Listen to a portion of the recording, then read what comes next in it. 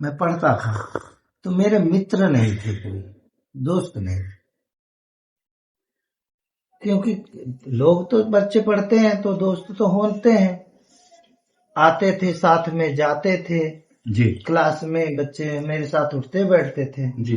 लेकिन मेरे भाव को कोई नहीं जानता था, मैं उनके भाव को जानता था।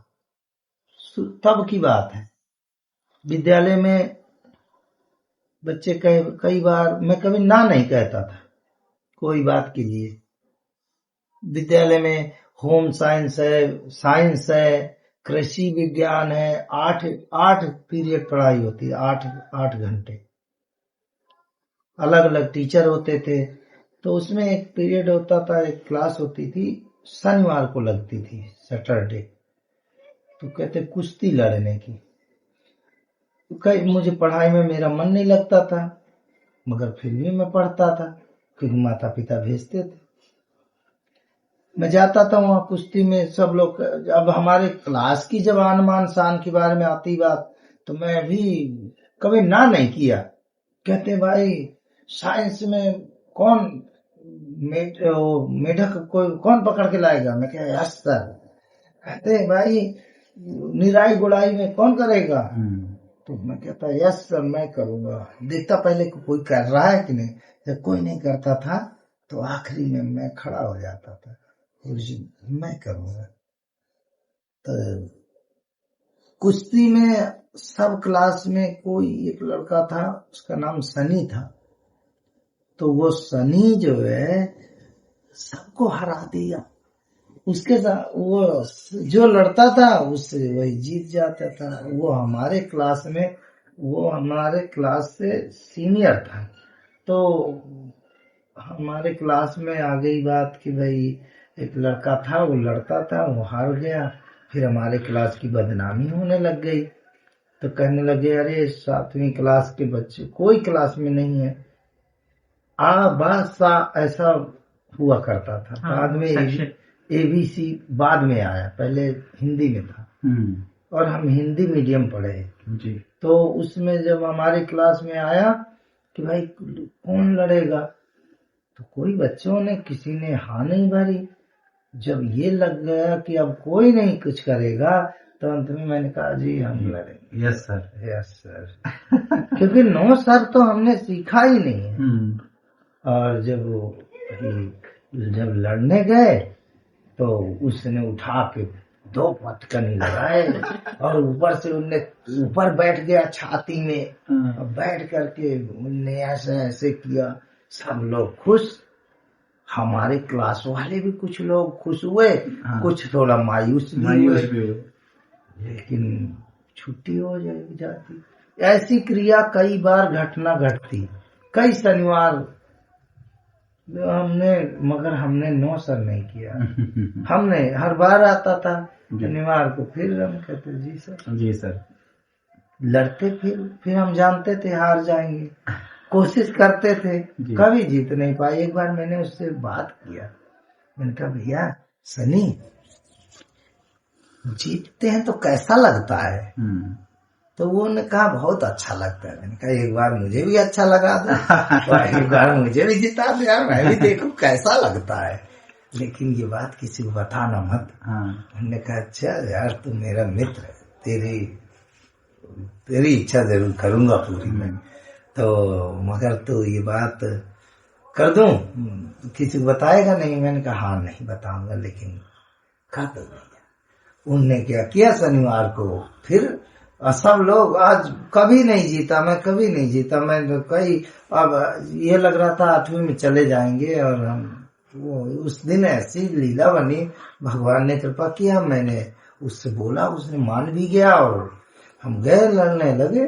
वो तो पहले ही बात हो गई थी, उनने थोड़ा बाड़ी उठा, ऐसा वैसा किया और मैंने पैर पकड़ा और पछाड़ गया। वो अपने पछाड़ा क्या, वो तो पहले बात हो चुकी थी। लेकिन पता किसी को नहीं लगा, लोगों को सबको लगा कि सचमुच यार उस दिन मेरा जय जयकार पूरा बच्चे की ऐसे कहो, सीटी कोई बजा रहा कोई, और मुझे लोगों ने बड़ा चाहा भाई, और उसको इतना नहीं चाहे थे। वो कभी जीतते जीतते पुराना हो गया था। मैं तो बहुत दिनों में जीता था। हमारी क्लास के बच्चों ने मुझे कंधे में उठा लिया और बस छुट्टी हो गई।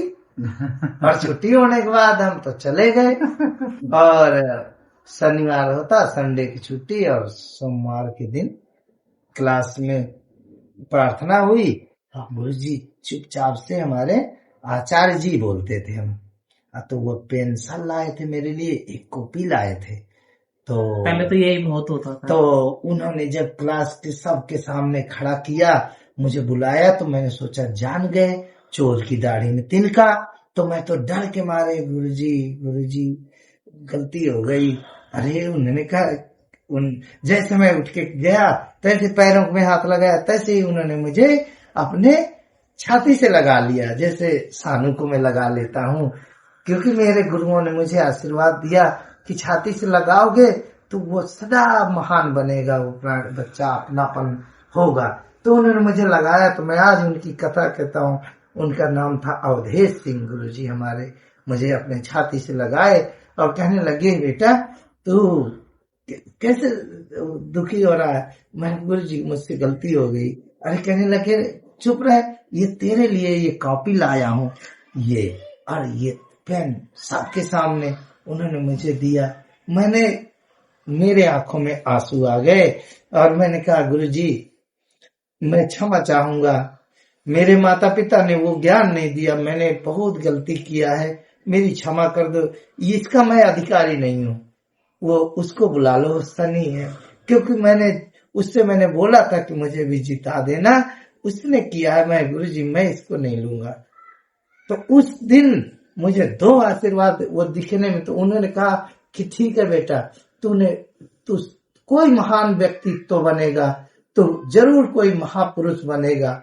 उस दिन मुझे उन्होंने आशीर्वाद दिया था। आज भी उनका मुझे ये वचन याद है, और कापियों पे तो कोई मायने नहीं रखा, लेकिन गुरु का आशीर्वाद आज भी मेरे हृदय में है। और उन्होंने उस दिन कहा कि तू बेटा सत्य बोला है, इतने में तो कोई बताएगा भी नहीं, लेकिन तूने सच बोला है, इसलिए उन्होंने मुझे आशीर्वाद दिया। सब और भी जो हमारे टीचर थे, उन सब लोगों ने मुझे आशीर्वाद दिया था। और उस दिन से मेरी बहुत यश कीर्ति बढ़ गई थी। हर क्लास में मेरा नाम था कि वो है, लेकिन मैं पढ़ने में अच्छा नहीं था। मुझे हमारे मैथ वाले गुरुजी भी पीटते थे, मुझे सवाल ववाल आते नहीं, लेकिन वो दिल से मुझे बहुत चाहते थे। और आज भी मैं अपने उस गांव में जहाँ जाता हूँ, तो हमारे सब गुरुजी मुझसे मिलने के लिए आते हैं। मैं उसी भाव से अपने गुरुओं के चरणों में जैसे झुकता हूँ, कहते नहीं अब तुम महापुरुष हो, संत हो, आप हमारे चरण मत छुआ करो, हम तो गृहस्थी हैं। बेटा ये आशीर्वाद जरूर है कि तुम हमारे पास पढ़े हो, लेकिन अब तुम संत हो और हम तुम्हें खुद नमन करते हैं।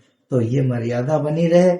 आप अपने गांव का नाम रोशन किया, तुमने अपने समाज का नाम रोशन किया, आप हमारा नाम लेते हो जिस समय मंच से, तो हमें बड़ी खुशी होती है कि ये हमारा बेटा है। हमारे गुरुदेव की आंखों में आंसू भर आए थे प्रिंसिपल साहब के, जी कि अरे ये हमारे गांव का नाम रोशन किया, विद्यालय का किया, और बहुत खुश होते हैं। तो इसलिए जो नेक और सच्चाई पे रहता है, कष्ट तो बहुत आते हैं, लेकिन विजय एक दिन उसकी अवश्य होती है।